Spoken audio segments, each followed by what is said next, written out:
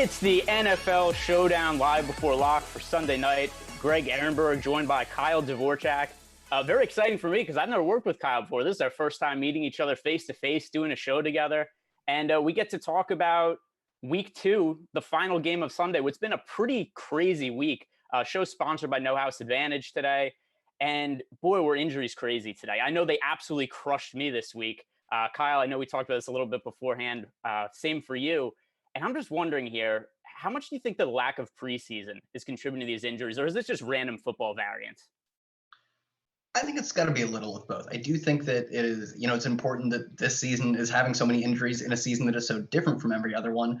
But we can't just completely write it off. Like, we can't just jump the shark and say, well, that must be what did it, because they did get some ramp up time in training camp. I know that is largely what is like theorized to be it, is that you need a certain amount of ramp up time to avoid these soft tissue injuries. And so I think it is definitely possible that's it. But like, for instance, a game that I was forced to watch a ton of was the Jets 49ers. And supposedly the field played a huge role in that the Jets have this, to have a new turf. And basically that was really miserable for players trying to cut and stuff. They were getting stuck in the field basically. And it took a lot of names. So there's probably a lot of reasons for it, although I definitely would not rule out that no preseason is a big factor.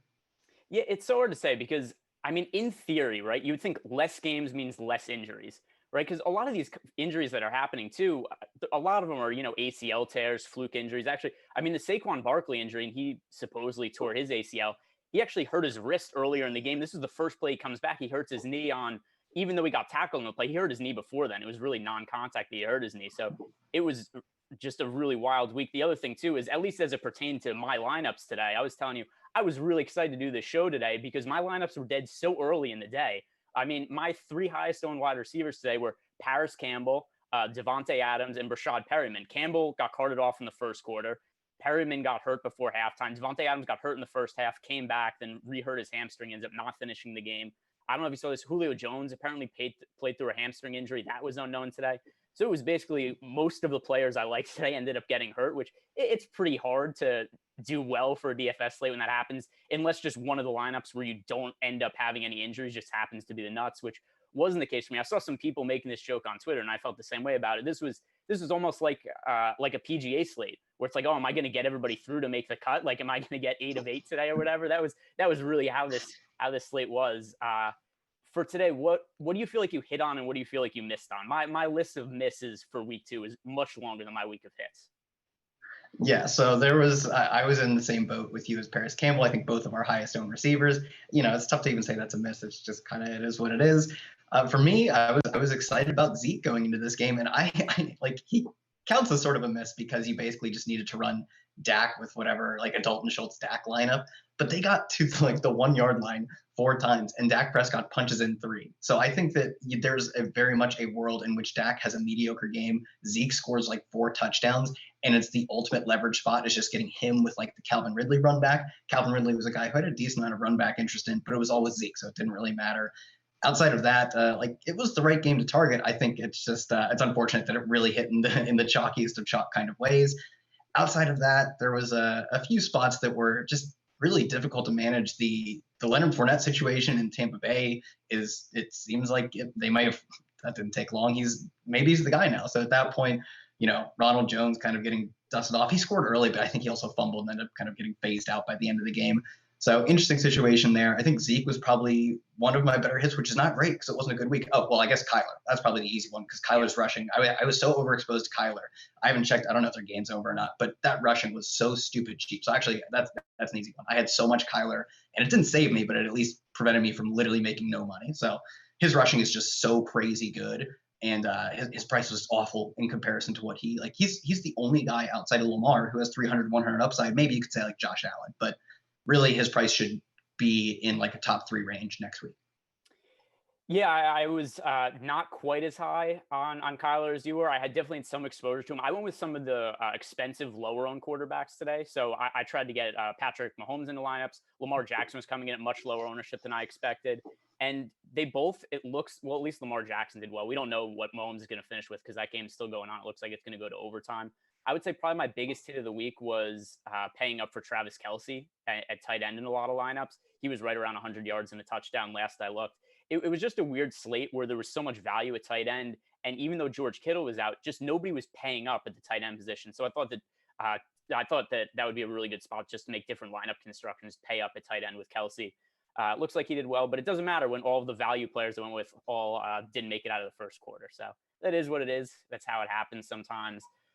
For the Sunday night game now, we have some pretty interesting lineup news in terms of the injury report. Obviously, the big news, the one that's most unexpected that really came out of nowhere, is that James White, inactive for personal reasons today, is not going to be playing. So now we have a situation, and there is not much worse than going into a football game with an uncertain Patriots backfield situation. Because what's harder to figure out, even when it's a normal situation, when there's a little bit of continuity, we're not really sure what to expect. This now even more so than usual. What do you expect from the Patriots backfield tonight? Yeah, you were saying there's nothing worse than an unknown Patriots backfield. I think that's every Patriots backfield, especially given that I think right now they have some interesting options. Rex Burkhead, a guy who we saw, I think it was like 1 week last year where James White misses again that week with personal reasons, and he came in and got a ton of work. He's a guy who I think can get it done both as a receiver and a runner in terms of he's not like, I don't think he's like incredible at both, but he's good enough. He's a guy they trust to handle the ball. So I think he's 1,000. That is obviously a misprice based on the late James White news, but I think he was interesting even before that. Maybe this kind of makes him a little bit too chalky. I think maybe you could look down to Taylor at the very bottom of the pricing range. He's a guy who got a handful of carries in week 1. For me, though, Rex Burkhead is probably the guy. I think maybe you could go contrarian Sony Michel. He's a guy who has multi-touchdown upside, but I do just think you want to.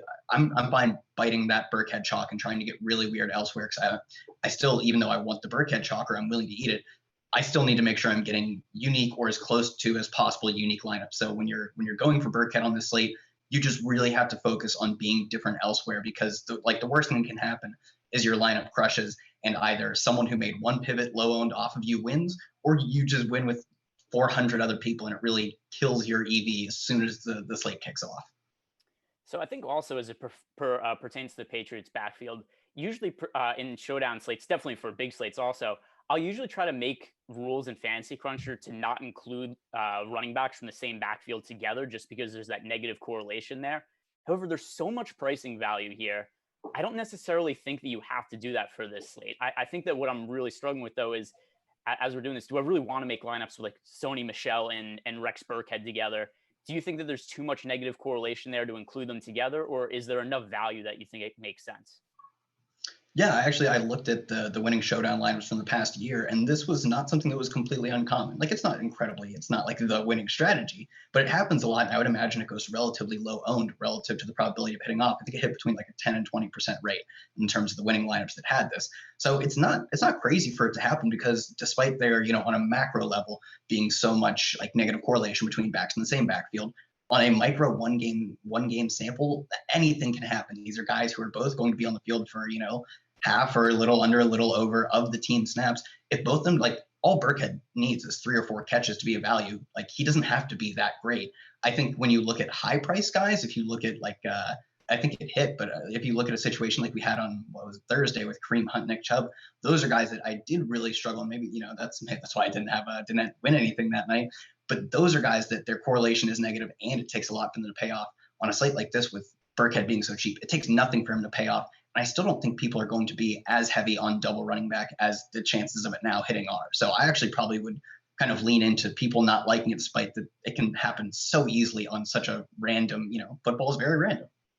Yeah, so one thing I'm going to lean on a little bit is we don't have updated ownership projections yet. When we do get them, I'll bring them up. I've been refreshing every 30 seconds or so since the news came out to try to get those updated ownership projections. When that comes out, that's going to help me make a decision also is do I think there's leverage somewhere? Is there somebody who's going to be low owned in the backfield? I agree with you. I assume that Rex Burkhead is probably going to be the highest owned out of the backfield, especially just because of the price, right? I mean, 1,000, and then you've got guys like Cam to pay up for. We've got Russell Wilson, Tyler Lockett, DK Metcalf. So this just sets up as a really strong stars and scrub slate. I think that the other thing, if you really want to differentiate, is if you just go fade Rex Burkhead and go mid-tier with Sony Michel, I think that so many people are going to try to jam in the quarterbacks with some of the inexpensive options. Maybe that's the way to differentiate. Do you think that makes sense? Or is Rex Burkhead just such a good value that you almost have to roster him?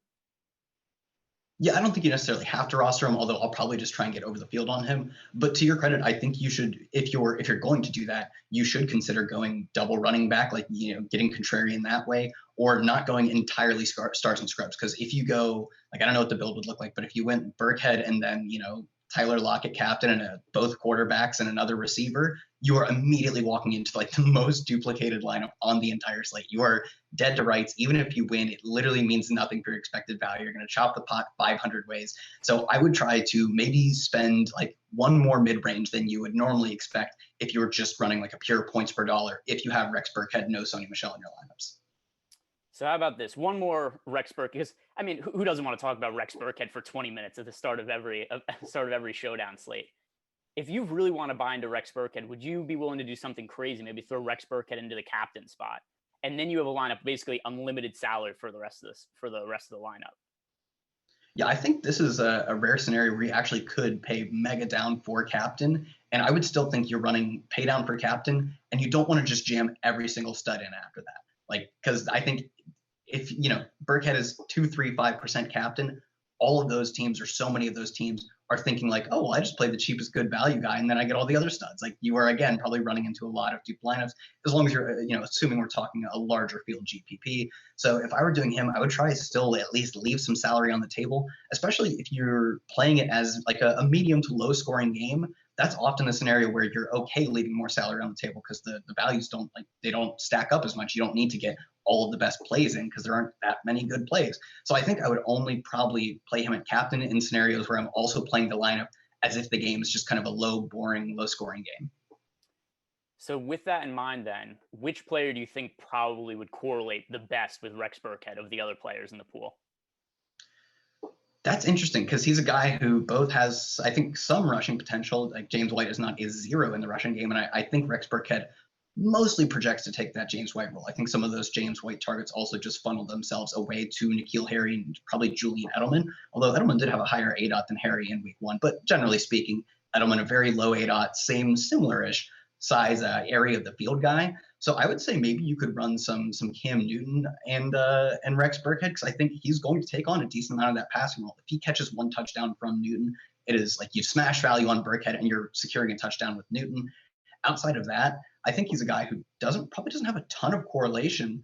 Like any guys that really stick out to you, I think Newton is probably the obvious one because he's going to take over that James White role. Maybe you play it that he just correlates with the offense. He's a guy who basically he needs them to take a few trips to the red zone. So not only does he correlate with Newton, but he correlates with some of the higher volume guys like an Edelman and potentially like a Harry. I think he had over 30% targets in week one. Small pie because they only ran a handful of passing plays, but maybe he's just a guy who either correlates with Newton or the offense as a whole. Yeah, so I'm going to look at it a little bit of a different way, just in terms of the game script that I think Rex Burkhead plays a lot. Because I think if the Patriots are ahead, then it's probably Sony Michel grinding out the clock.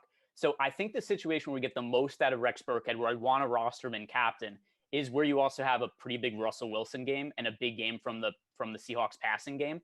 So I think if you're going to go Rex Burkhead in the captain spot to really maximize the amount of upside that he's going to get, I think that's the situation where you probably go Russell Wilson with Tyler Lockett and or DK Metcalf, because that's really the situation where I'm looking at it and I'm saying, all right, what has to happen for Rex Burkhead to catch like 7 or 8 passes, maybe score a touchdown or two? And it's probably going to be the game script where the Patriots are trailing and playing catch up. Also, just for reference, I threw in a lineup right here. Rex Burkhead a captain with Cam Newton and Russell Wilson. That still leaves $7,900 in leftover salary. So, I mean, you really could go, one more whatever mid-range play and then just pay up for whoever you want. So if you do choose to go that route, there is unlimited choices, and you kind of have to play, I think, Newton and Russell Wilson together if you're going to go with Burkhead in the captain spot, because there's no way I don't think that those other two guys end up as not two of the top 6 in the lineup. Do you feel any differently than that, or does that make sense? No, I kind of like what you were going with. I think you could even interestingly run in that scenario. It would make a lot of sense to run a 2-4 if you were running Burkhead at captain. 2-4 is something coming into the year that it hadn't hit a ton last season, but it's actually been kind of firing on all cylinders in a handful of showdown slates that we've seen. One captain, a single teammate, and then a complete onslaught on the other side. It's actually won more than I've expected starting the year. So maybe that's a way to sort of lean into, I don't even want to say a trend, just something that I personally overlook. And it would make sense in the game script you've told that, yeah, Rex Burkhead catches, say he catches like 6, gets a touchdown, whatever amount of carries. He is the best value by a mile on the slate. But that only really does happen if they're getting buried. And you have the money to pay up for all the good Seattle players. I think maybe a 2-4 Burkhead, and it doesn't really matter who you run him back with. I think another guy who could just catch some PPR value, a guy like Julian Edelman, N'Keal Harry, basically any of the receivers, or a kicker could also work as well there, Nick Folk kicker, and then run it back with just all of the good plays on Seattle. Yeah, so a little bit of game theory on just a thought on why that type of lineup ends up winning a lot. If one player ends up scoring like 3 or 4 touchdowns or something like that, I mean, it just stands to reason that not many other players on that team are going to produce. And then it just happens to be where one guy scores the bulk of the fantasy points. So I really understand how that could happen. Other injury report news, Philip Dorsett is out tonight. I don't really think that makes a massive difference. Does that do anything for you? No, I don't think so. I mean, I think it's worth looking at a guy like David Moore. He's a guy who splashed a few times in the past few years. And anytime you play with Russell Wilson, you have touchdown potential. That's just what Russell Wilson does. But, Philip Dorsett doesn't really change the fact that I was a little interested in David Moore, but I'm not going crazy over him. Yeah, I think the other thing, too, with a guy like David Moore is now with James White out, there's just so much value on the slate, like easy value, that it's hard for me to get to a spot where I really think like, oh, David Moore is a great value play. Maybe if James White was in, because I know earlier in the day when I was setting up the sheet for our show and what I wanted to talk about, I was like, boy, it's kind of hard to find some value plays I really feel great about. But then all that changes when the injury report comes out and James White's not playing. So that totally changes the outlook of the entire slate. Before we go on, sponsor of the show, No House Advantage. So this is a totally different spin on daily fantasy sports. Instead of just the standard, DFS and with salary related contests, we're offering player prop contests here. So NBA, MLB, NFL, PGA, all for cash prizes. It's exclusively peer-to-peer fantasy sports platform. It levels the playing field, makes it easier for you to win real cash as opposed to your traditional DFS site. And the best part is you can join for free today. Just download the No House Advantage app and check out the daily prop contest without having to deposit a dime. Now, I would bring up some of the props from No House Advantage. However, I don't have access to it in New Jersey. Do you have access where you could bring some of those up? If not, then I don't have access, but I can actually, while we're doing the show, I can pull up. We have I'll see if they're loaded up or maybe they need updated since the James White news, obviously. But at Awesemo, we have the projections versus No House Advantage to show you where our biggest edges are versus NHA. But I too cannot play in my state, so I obviously don't check them very often, but I can actually see if we have them because we have some pretty big edges almost every week, at least, projected edges against No House Advantage. Yeah, I mean, that's one of the good things too, is that on Awesemo, I mean, if you download the app, No House Advantage, if you use the promo code Awesemo, they'll match your first deposit up to $20, refer a friend, and you get $5 after their first deposit. Beat your friends, not the house, win big with player props every day. And like you said, if you go to Awesemo, we have projections for it. So there's not a ton of public information available about No House Advantage right now. So just if you go on awesemo.com, you use our projections there, then you're getting access to something that most other people aren't. And it's just a different way to play DFS versus the standard way that we do on FanDuel and DraftKings. It's a different outlook on DFS, which I think is cool because I like something a little bit different. And I always like when somebody does something a little bit different in the industry. So getting back to the showdown contest for tonight, we'll talk about the Patriots and Seahawks a little bit from week 1. So Patriots week 1 game, I think that what I was most interested in looking at was Cam Newton and how he played. And one thing I thought was really interesting is the Patriots really overhauled their offense versus how they played with Tom Brady, which I think we had to expect a little bit with Cam Newton at quarterback. I didn't expect them to run so many set running plays for Cam Newton. I think that was my biggest takeaway, is that overall with Cam Newton, there's going to be a lot less work for the wide receivers in the passing game. What did you make of the Patriots week 1 win? Yeah, I mean, it shouldn't surprise anyone that Bill Belichick is a mastermind and he can just give him anything and he will make it work. But yeah, I mean, they flipped the switch like that and were immediately in Cam Newton quarterback mode. He even not only did they scheme him correctly, but he looked like vintage Cam Newton. He was a guy who I think he had 4 of his 14. He had a 15 carry that was a kneel. So 4 of his 14 actual carries went over 10 yards. He was a guy who's making some long runs, looking like vintage Cam Newton, obviously punches in 2 touchdowns. he could easily be this team's leading rusher, given how lackluster Sony Michel is in that aspect of, and really his only aspect of his game is he's kind of just a mediocre rusher and he doesn't do much else. But Cam Newton still has the juice, and he was a good thrower too. He really didn't get many opportunities because they kept a lead over Miami and ran the clock out pretty much for the entire game. But he was fine as a passer too. He had good adjusted yards per attempt, completed a lot of his passes. And we saw in his final healthy season in Carolina that he switched. I think it was probably because he had the shoulder injury. He had like the shoulder injury that basically kept him from throwing deep at all. But he was efficient at throwing short. He was above average completion percentage over expectation. So I think as a passer, he kind of meshes well with how we've seen Tom Brady play for years. And as a rusher, he had something that Brady just never added. And they used him that way too. So it is really exciting to see what they're doing with Newton. I think he's just going to absolutely crush throughout the course of the year. So I'm going to play a little devil's advocate here because I have some cause for skepticism. They played against the Dolphins. The Dolphins. They're bad. Dolphins are bad. Dolphins are bad. Now, Newton looked okay. There was definitely times he looked inaccurate. Also to be, I mean, there was a long layoff too. So I think if I'm also being fair to him, there's, a chance that he's going to improve as the season goes on because he's just going to get more reps under his belt. Josh Allen destroyed the Miami Dolphins today in a way that Cam Newton did not. Now, I also think there's a chance that Josh Allen's going to be much better this year than he was last year. However, I look at what Josh Allen did in week 2 to the Dolphins versus what Cam Newton did to the Dolphins in week 1. And I wonder going forward, as Cam Newton plays tougher defenses, did he look okay in week 1 just because of the matchup? Or is there going to be, is he actually just going to look that good all the time? Is there cause for concern with him going forward? Yeah, I definitely think we can't just anoint him as like this incredible quarterback right away because one, he's always been like good in spots but bad in spots in his accuracy wise. Sometimes he'll hit his deep ball and fire, and sometimes he just doesn't have it. Maybe it's because he had Ted Ginn for a lot of his games. But he's a guy who definitely has always been, I don't want to say primarily rusher, but primarily where you sought him out for fantasy was as a rusher. And I think that's probably the most important part of what I saw in week 1 is that he is getting used correctly as a rusher and he still has his legs under him. Because there was a very a non-zero chance that he was just dusted as a rusher. That his legs, over the age of 30, just weren't going to carry him anymore. That coming off that foot injury, very much a chance that it could have just been over for Newton, unfortunately. So I think his passing upside may be limited in some sense, especially when he's playing better opponents. But I think no matter who he plays, he's going to have one of the better rushing floors in the entire league. I would say on the same tier as Josh Allen, he might not wild out as much as Josh Allen as a passer, but in the right matchup, I think he's a smash spot. And in the wrong matchup or in more difficult matchups, he's probably still a great floor play, although maybe that's not what you're looking for in a showdown slate like tonight. Yeah, I have a lot of best ball exposure to Cam Newton, so I would appreciate this ceiling outcome, which I definitely think is in the cards, that he's just a fantasy monster this year. I'm still just not totally sure what to expect from him, and this is definitely a more difficult matchup for him against the Seahawks than he had in week 1 against the Dolphins. So now moving over to the Seahawks side of the game, one thing that I've been thinking about a lot with the Seahawks this year, and I think a lot of people are within our industry, is how much are the Seahawks actually going to throw the ball this year? Because we've seen them a lot of times in the past play really conservatively with Russell Wilson. There's games where he's looked terrific, but he's gone 17 of 19 passing.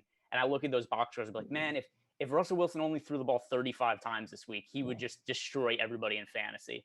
And given some of the narrative coming out of the team in the offseason and how they looked in week 1, I don't necessarily think he's going to be a guy who's thrown 40 times every game, but I do expect more passing volume from the Seahawks and Russell Wilson this year. Do you feel the same way, or do you think it's just going to be same old Seahawks offense where they're going to kind of grind the ball a lot in the second half running?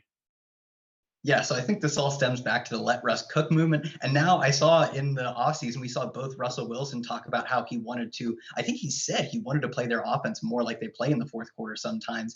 And Pete Carroll joked about it. He joked about establishing the run. But I think they at least know that Russell Wilson, and maybe they've always known this, maybe they haven't really fully appreciated his skill set and how incredible, he's one of the few guys in the league that makes deep passing look easy. Deep passing in the NFL is quite difficult. And he just does it at such a high clip. He completes so many of his deep passes. He's so accurate on them.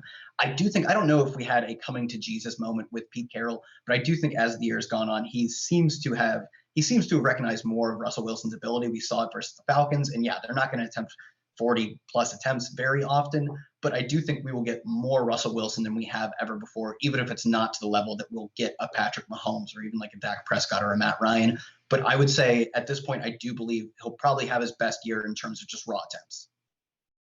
All right. So the ownership is updated. I'm bringing that up right now. Mostly looking at the running backs to see where they came out.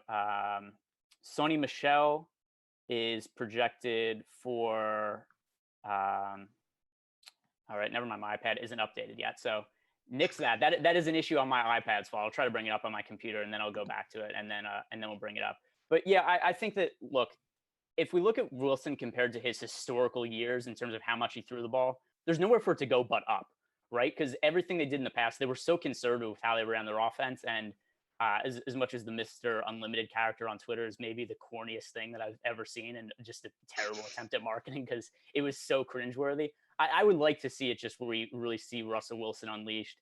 And, you know, if that is the case, then there could be a lot of slates where he's on Showdown where he's going to be an optimal choice for captain, which could be the case tonight. How do you feel? Who's overall your favorite play in the captain spot for this slate?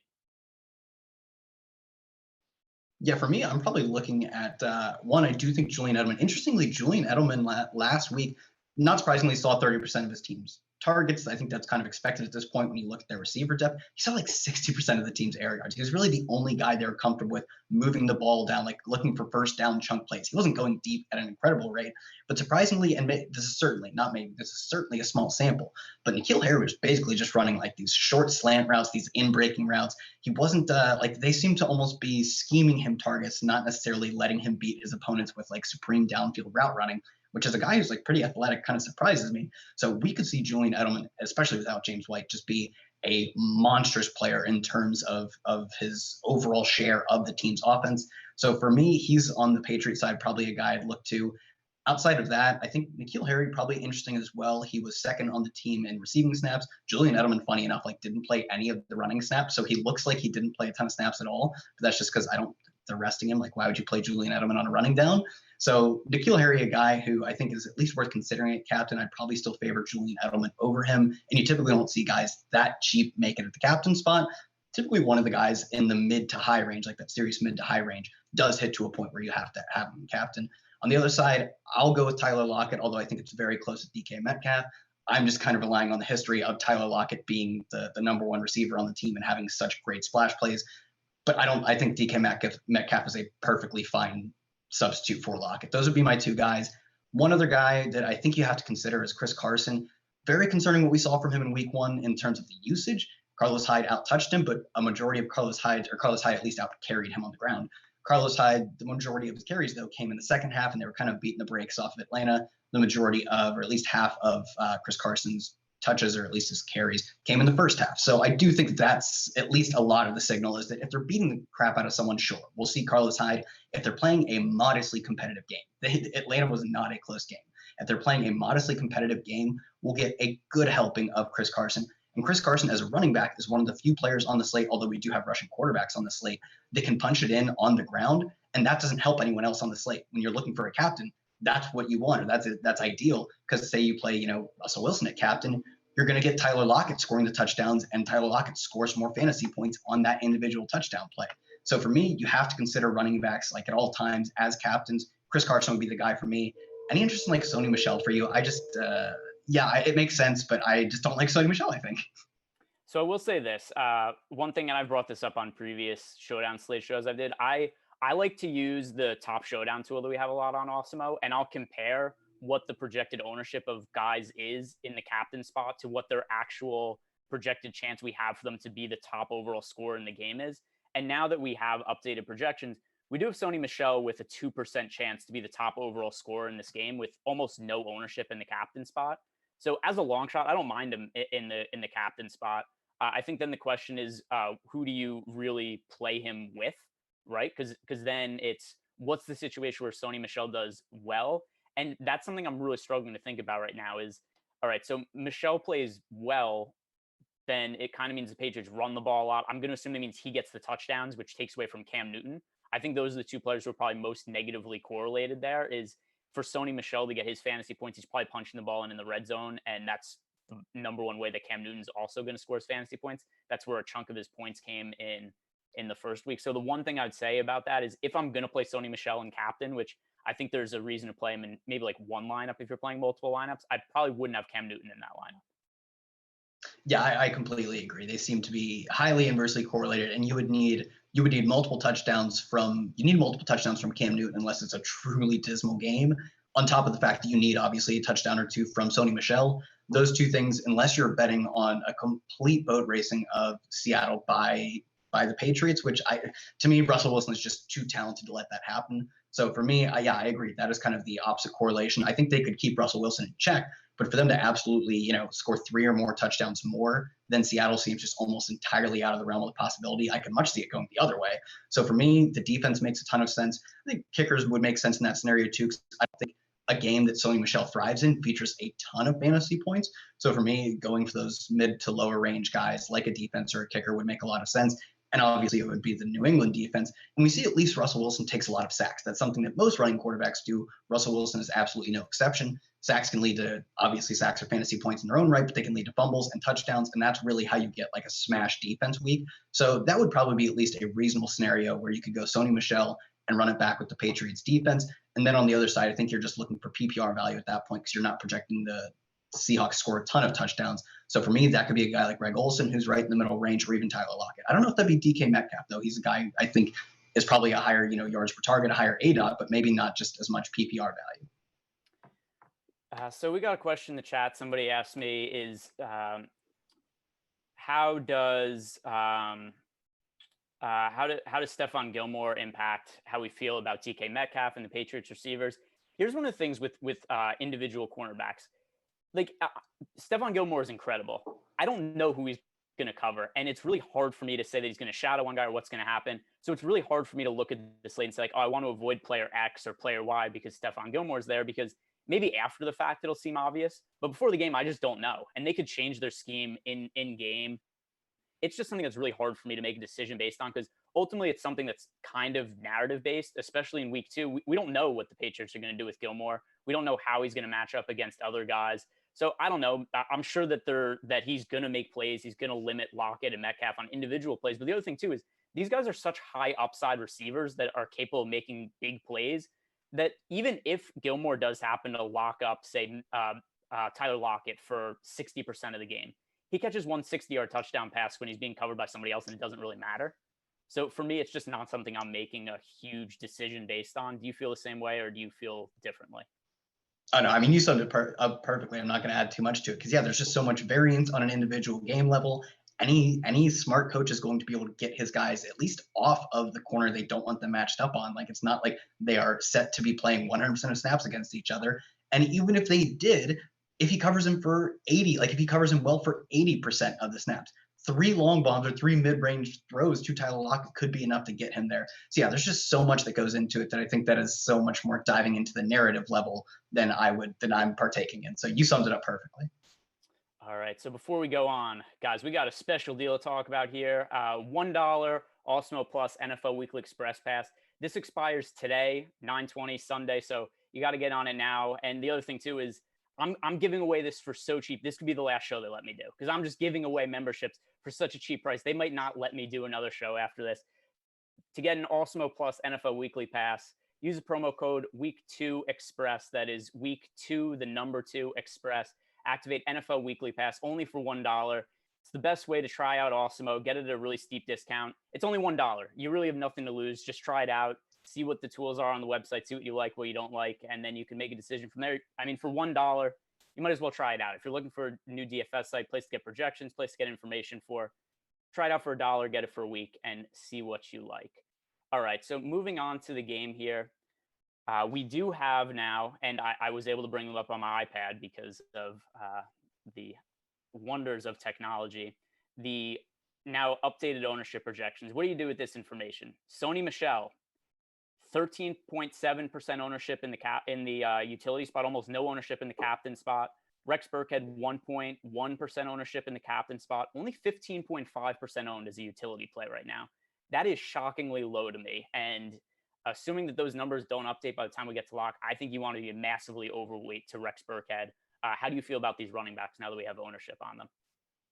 Yeah, I would imagine that seems crazy low to me. I would peg it maybe a little bit higher, but even if I did put a handful of extra percentage points on that, I'm backing the truck up and getting a lot of Rex Burkhead. The value is so good there. I think he will step into an immediate fantasy viable role that would probably have him priced at like, I think if we had known before the pricing came out that James White was out, what would you set Burkhead's price at? Like 4,000 or 5,000, probably like close to the same as Sony Michel is right now. So I think Sony Michel is a perfectly fine play. I think that price is fair for him.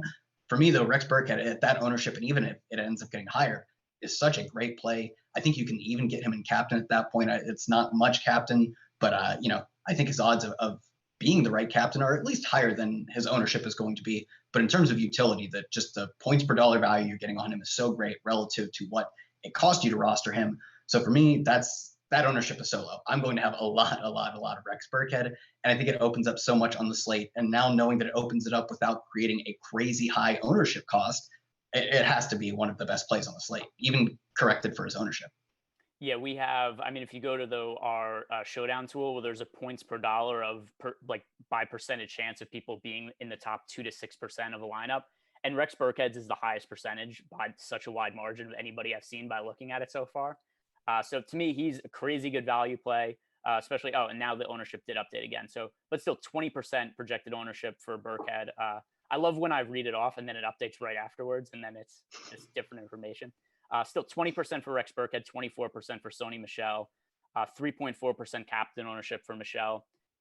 I still think that's way too low for Rex Burkhead. To me, he's easily the best value on the slate. The other thing too is you roster Rex Burkhead at $1,000.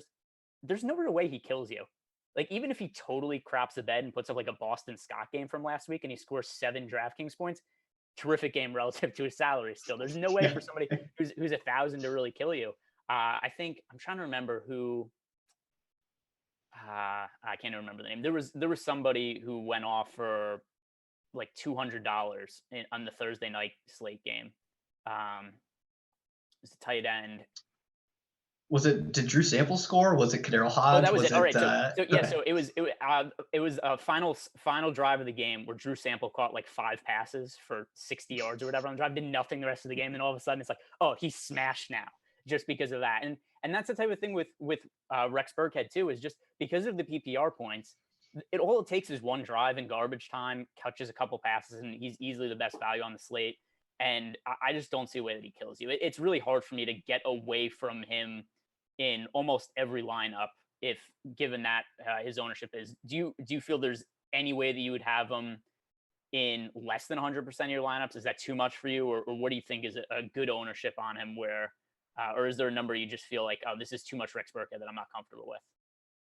No, given what we have as projected ownership at right now, I don't think it's too much. If you had a lean that it was getting up to maybe 40%, I would say that at that point, you get some reason to maybe pivot to a guy at a similar ownership. I think Damiere Byrd, before getting the Rex Burkhead news, was a very solid value. I think he led the team in snaps played. He just didn't get any targets. They didn't throw a ton, and he's not their best receiver. But if he goes out there for what I think he's 1,400 and catches 2 to 3 balls, if one of them is a long one and he scores, he ends up entering the optimal probably over Rex Burkhead. But given now the role we know, like the chances of that happening are just not reflected in the ownership. Damiere Byrd deserves to be whatever low ownership he is at, and Rex Burkhead doesn't. So if you were projecting that the ownership gets higher and higher before we get up to lock, I would say maybe you don't lock button Rex Burkhead. But right now, based on his ownership, it seems, like you said, it's so hard for him to not be the best value on the slate, because all it takes is 2 catches. And a guy, like, he's stepping into the James White role. That is like a 5 to 6 catch a game role.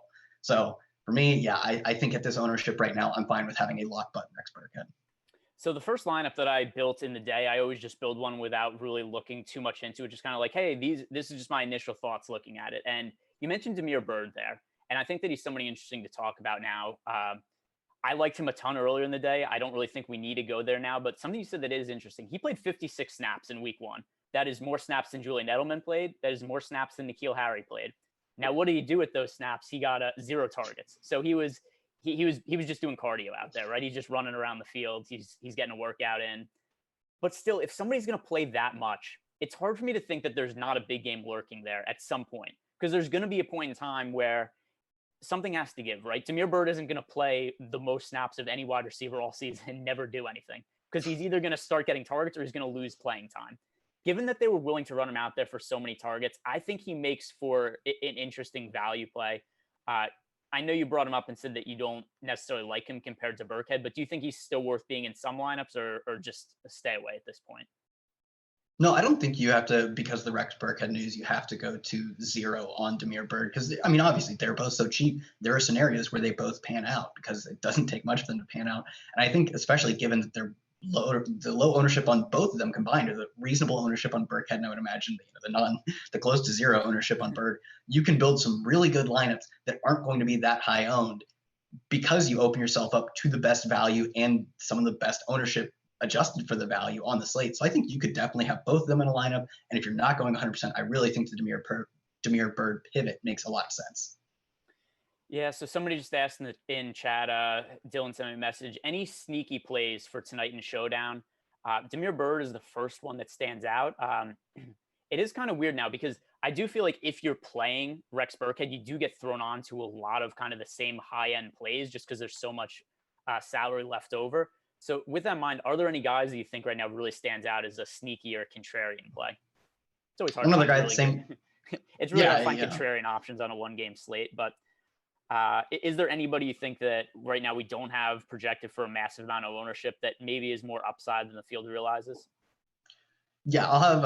I think it probably doesn't matter now with Rex Burkhead news, but Ryan Izzo was a guy who played most of the team snaps at tight end. I think he only had 1 or 2 targets, but they were the deep targets. At least he got a few long plays. He was, I think, Cam Newton's only target of over 15 yards. So maybe if he's a guy that, again, kind of fits that Damiere Byrd role where it doesn't take much for him to pay off. Outside of that, I think there are a few guys in the middle range. One guy we talked about him, Sony Michel, I think, given this news, is going to be low owned relative to his odds of hitting. It seems like he will have the bulk of the between the tackles carries, and that could be 1 to 2 touchdowns.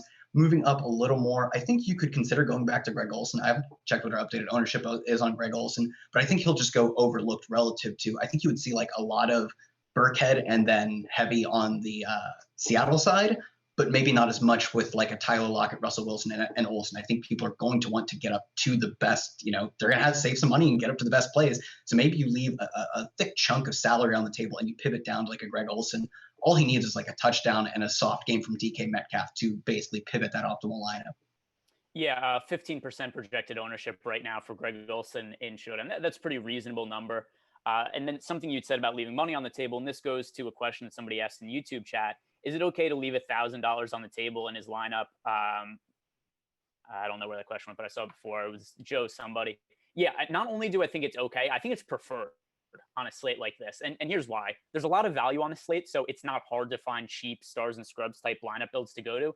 The other thing, too, is the easiest way to differentiate yourself on any sort of showdown lineup is you just leave a bunch of salary on the table. And this isn't like a regular DFS type slate where you have a ton of options to fill a salary.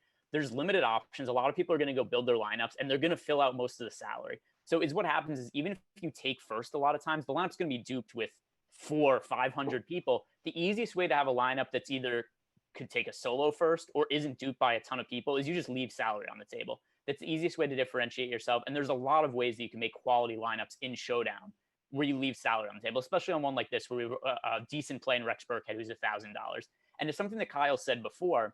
If we knew ahead of time that James White was out, Rex Burkhead would be a guy who's priced, 5,000, 5,500 or something like that. So you could build your lineups with that mindset. Think this is actually a 5,500 guy that I'm rostering for $1,000. And when you think of it in those terms, it's not really a big deal that you have $1,000 or $1,500 left on the table. Yeah, no, that's a perfect way of viewing it. Is just adjust any Rex Burkhead lineup you make by jump it up by 3,000. So then you can feel comfortable dropping down, 47, 4,800, whatever it chooses to be. Yeah, I would say leaving I'm never trying to build lineups that are at 50K. You are almost guaranteeing yourself that you have solved a puzzle that everyone else has solved too at some point. So yeah, I think a fully used salary is probably a lineup that maybe you can't say it's wasted, but does seem like it immediately chops away some of your ability to be unique. So yeah, I'm fine with leaving like multiple thousands on the table. And because I think in the NFL, it makes so much sense because touchdowns are so random and they impact the game so much. Anyone can catch a touchdown, but that can swing the outcome of a game in terms of the optimal showdown lineup crazy. Damiere Byrd can go out and catch a touchdown, and then Rex Burkhead can punch a short one in, and the optimal lineup has like a 40,000 salary. So I think it is preferred, like you said, very much preferred in terms of building unique lineups, and that's how you increase your expected value, is not guaranteeing that you chop the pot if you take it down. You should always be trying to leave salary on the table. So we have somebody else in chat asked about J.J. Taylor. Could he get more looks tonight? If you want to pivot off Rex Burkhead, I think J.J. Taylor is a guy who could fill that role. kind of, not nearly as well as Rex Burkhead, and I feel that Burkhead's going to be the number one option. JJ Taylor, if you want to be super contrarian, then that would be the reason to go to JJ Taylor. We don't project him particularly well. Do you have any strong take on JJ Taylor? Or would you be willing to roster him? Yeah, I think you don't have to roster him. I don't think he's like a drawing dead play. He got it, like he got a target or two last week, got a handful of carries, and that was when they had their full complement of backs. So I don't think you're absolutely drawing dead for JJ Taylor, but he's not a guy that I'm really looking to get in my lineups. Yeah, I'll say this. If you're building a ton of lineups and you wanted to make one that's just crazy off the wall, then maybe that's a situation where you make one lineup and you just say, hey, I'm going to put JJ Taylor in. I wouldn't play JJ Taylor with Rex Burkhead, because I think the situation where Taylor plays well is either Rex Burkhead gets hurt and then JJ Taylor has to play that pass catching role, or just JJ Taylor gets on the field and plays well and plays that role over Rex Burkhead. It's hard to see me a scenario where both of them end up playing significant snaps and doing decently. Other than that, it's pretty hard for me to really see JJ Taylor going off. If anybody has questions, put them in the chat here. Yeah, somebody else mentioned this. Burkhead should eat up White's routes, which, yeah, I totally agree. I think he's just going to slide right into I think that he slides right into the James White role. I think that we could almost look at what James White did last week and what he usually does for the Patriots and just slide Burkhead into that role. Maybe JJ Taylor gets some of those snaps, but that's kind of what I'm thinking. I think that's what you said before too, right? Yeah, I would think, especially in terms of JJ Taylor, you're kind of on the spot where, like, I would say the scenario where he does well is probably like Bill Belichick does something weird. He liked what he saw from him in practice, and he essentially plays him over, or like in a timeshare with Rex Burkhead. So I would say those two guys are, if anything, competing for the same role. Rex Burkhead incredibly likely to get that role, but you definitely wouldn't be playing them in the same lineup. And I can't imagine you would need salary relief to do that either. So, but yeah, I think if anything, Taylor would take the field just as a replacement for Rex Burkhead, which I don't know. Bill Belichick does weird things. It's certainly not impossible, but it's a bit too deep for me on this slate. I think you would have to be really building like 150 and trying to get a lineup that is a single built lineup.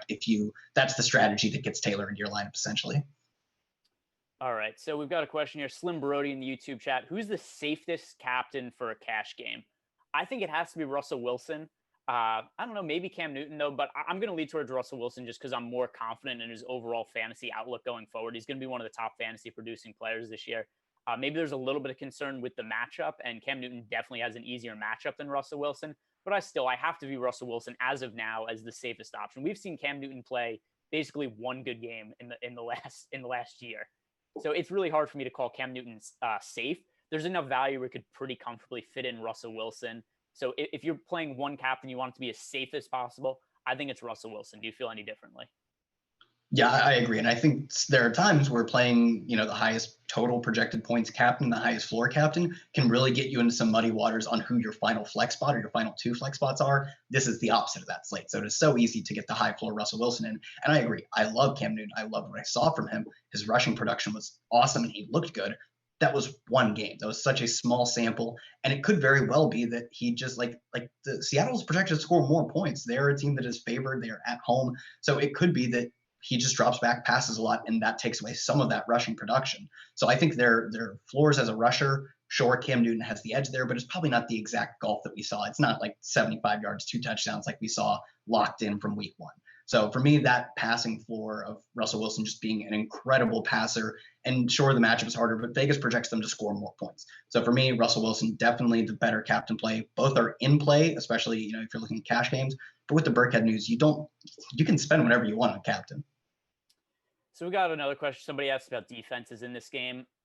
Frankly, I don't roster defenses very often in showdown slates. The situation where they have to go off is a really low-scoring game, and it's just really hard to construct lineups under the assumption that defense are going to do well. I think a lot of people like to roster defense in showdown because they like to see themselves winning money right when kickoff. Like we said all the time in other sports, like NBA, people stack the first game. Like, look at all the money I'm winning 5 minutes into the slate. Or people who stack the first group in a golf tournament where it's like, hey, look, I'm in first place in the Millie Maker after one hole.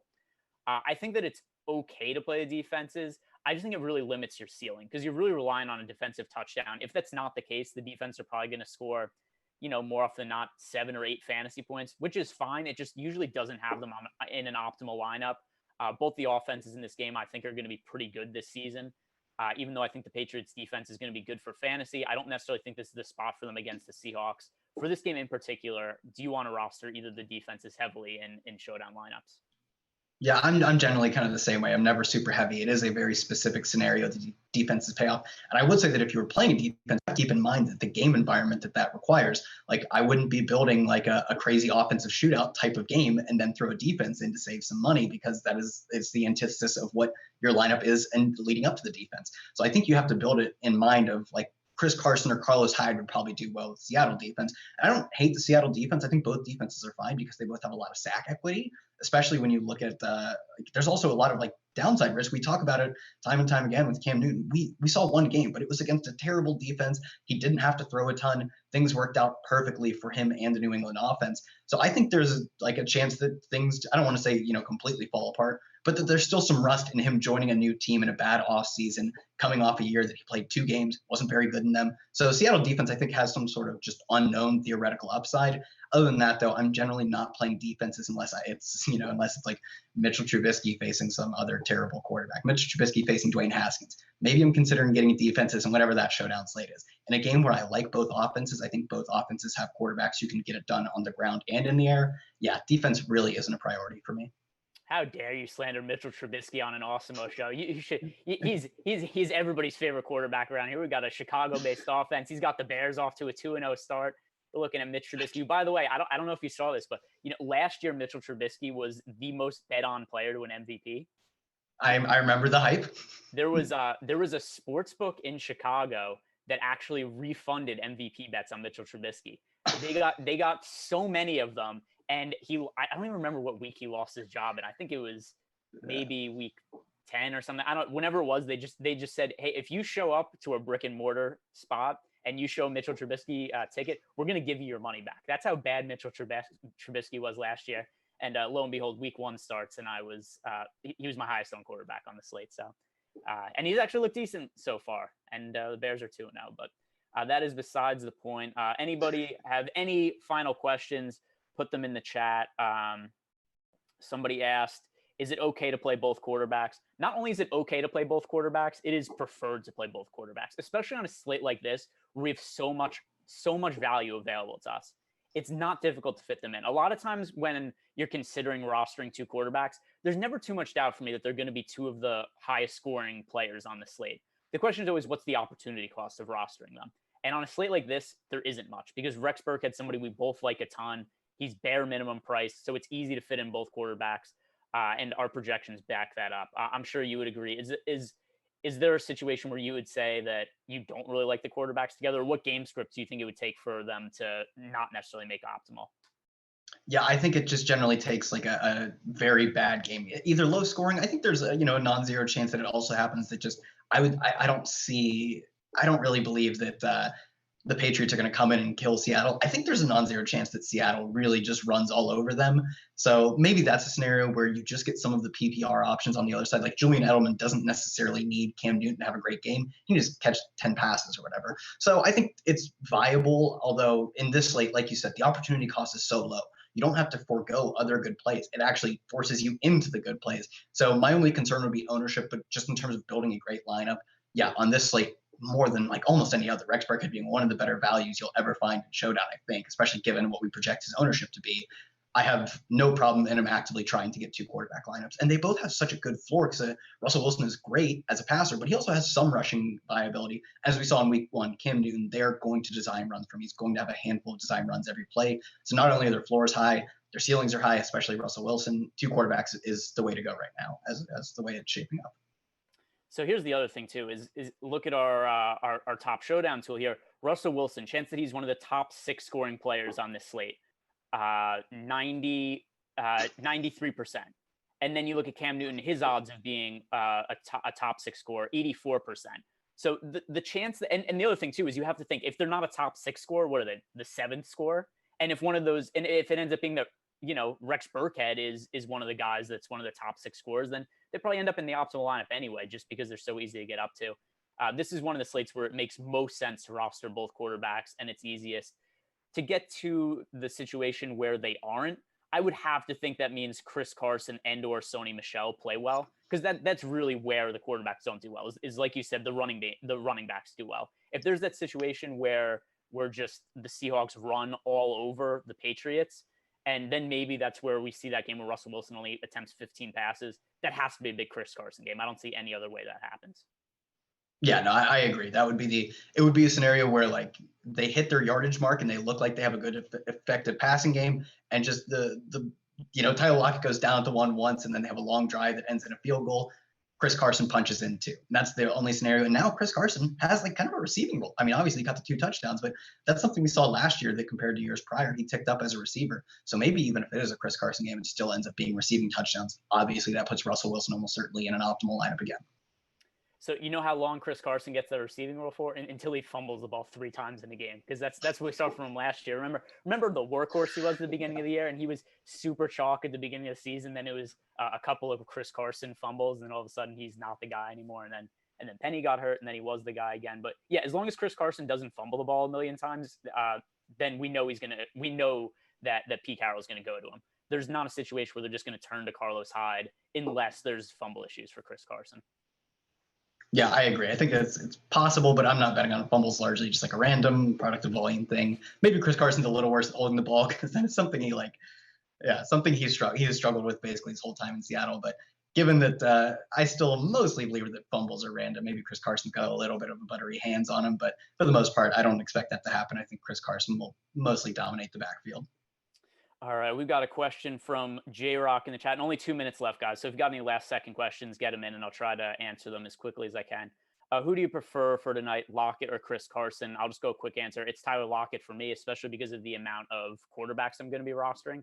I think that Lockett correlates better with the quarterbacks than Chris Carson does. Carson or Lockett for you? Yeah, I completely agree. I think Tyler Lockett gives you such more explosive upside. I like Chris Carson, but Tyler Lockett is one of the most efficient receivers in the league, paired with one of the best quarterbacks in the league. I'm going to have a lot of quarterbacks, so I just think you necessarily find yourself on a lot of Lockett when you have a lot of Wilson. There's not really a scenario outside of DK Metcalf that the two aren't highly correlated. Any takes on the kickers in this game? Some people are asking questions about the kickers. I feel really similar about kickers that I do to defenses. I'm a little more willing to roster kickers on a slate where we're just starved for value. So actually earlier in the day in the initial lineup I built, I did have, I think it was Myers I had in my lineup in the first one I built, but then there just wasn't a need, especially once we got Rex Burkhead in there. So I don't think you need to go to kickers in this slate. Are there either one that you prefer, or do you think they're just kind of meh plays? Yeah, I agree. They're just kind of mad plays. You can certainly get them in, and I think the game total in this game isn't so ludicrously high that you see kickers need. Like kickers essentially when games are high don't have access to touchdowns. Their upsides are so capped relative to their teammates. In this scenario, maybe it's a chance you can get into some kickers because it's not like a 55-point total, but I still feel the same way like you as defense. They just don't have the upside, even in a game that isn't a crazy total. You're still going to have probably enough touchdowns where they get pushed out of the optimal lineup in most scenarios. Yeah, and I'll answer some questions, extend this a little more because I see Jordan doing some business in the chat, so I'll extend it before we have to sign off here. Somebody asked me thoughts on Damiere Byrd. We talked on him a little bit before. I don't think you necessarily have to roster him just because of the amount of value that's opened up. But to reiterate some points from before, Damiere Byrd played more snaps than any other wideout on the Patriots last week.